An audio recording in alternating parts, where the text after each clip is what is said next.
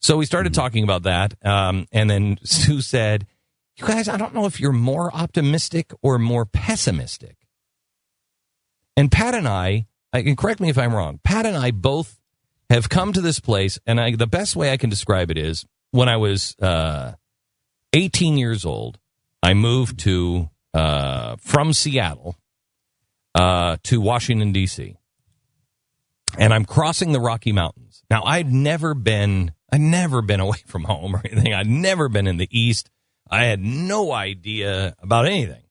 And I had this old beat-up 280Z, and it had not snow tires. It had tires that didn't even have almost no treads left in them, okay? The car barely worked, and the tires had no treads.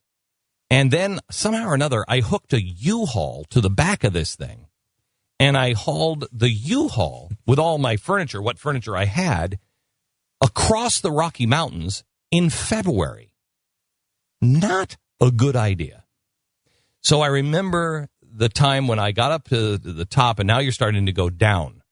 And I'm approaching, I think it's the Eisenhower Tunnel. And I'm approaching the Eisenhower Tunnel, and at this time they were like either no guardrails, or I was looking at those guardrails going, that ain't going to stop anything. And it's a sheer cliff, and it's all snow.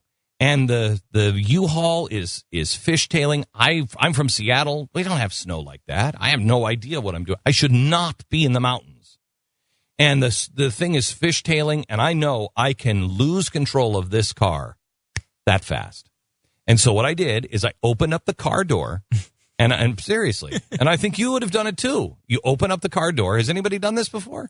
You open up the car door and you put 1 foot out, and you sit on the edge of the seat towards the edge of towards the door, and you're driving and you're like, I'm going to make it. I'm going to make it. I'm going to make it. But just in case you don't, I'm jumping out of this damn thing. Yeah. Okay. And you're in position to do that. And that's exactly what I feel right now.